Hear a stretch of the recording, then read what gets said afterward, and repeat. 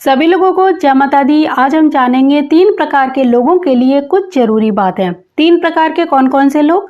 Flat खरीदने वाले लोग, बना हुआ घर खरीदने वाले लोग और जमीन लेकर घर बनवाने वाले लोग। तो ये 3 तरह के लोग प्रॉपर्टी खरीदते समय कौन कौन सी बातें ध्यान में रखेंगे, आइए जानते हैं। सबसे पहले आपको प्रॉपर्टी की कानूनी जांच जरूर करवा लेनी चाहिए कि उस प्रॉपर्टी पर कोई भी कानूनी अड़चन, कानूनी विवाद तो नहीं है। दूसरी बात ये ध्यान रखनी है कि आप जो भी प्रॉपर्टी ले रहे हैं उसकी लोकेशन कैसी है, कहाँ पर है वो प्लॉट। और जो लोग फ्लैट लेने वाले हैं वो ध्यान में रखेंगे कि फ्लैट का मुख्य द्वार कहाँ पर बना हुआ है। फ्लैट में टॉयलेट ईशान कोण, अग्नि कोण या फिर ब्रह्म स्थान में तो नहीं बना है। अगर इन दिशाओं में बना है तब फ्लैट ना खरीदें, और अगर इनके अलावा किसी अन्य दिशा में बना हुआ है तो वहां पर उपाय किए जा सकते हैं। फ्लैट शुभ मुहूर्त में खरीदें, उसमें प्रवेश भी शुभ मुहूर्त में कराएं।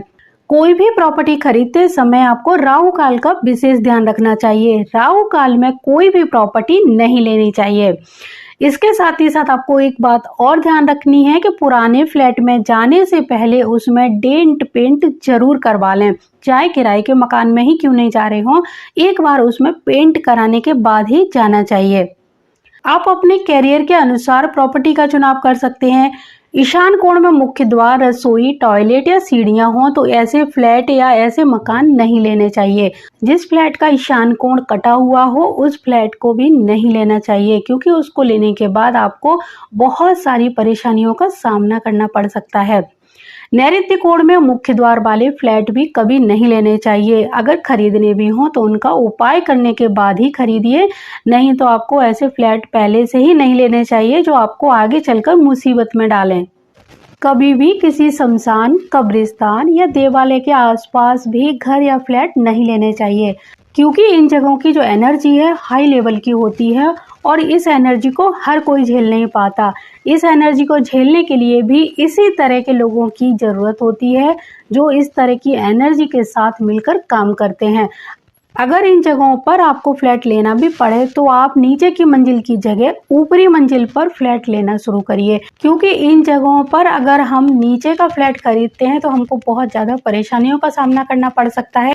अगर आप ऊपरी मंजिल का फ्लैट खरीदेंगे तो हो सकता है आपकी परेशानियों में कुछ कमी हो जाए। अगर आप प्रॉपर्टी संबंधी कोई कार्य करने जा रहे हैं, जैसे कि प्रॉपर्टी खरीदने जा रहे हैं, प्रॉपर्टी देखने जा रहे हैं या फिर उसको बेचने जा रहे हो और साथ ही साथ घर का निर्माण भी करने जा रहे हो, तो आपको ये 3 बातें ध्यान रखनी चाहिए। पहली बात ये कि राहु काल में प्रॉपर्टी संबंधी कोई भी कार्य ना करें।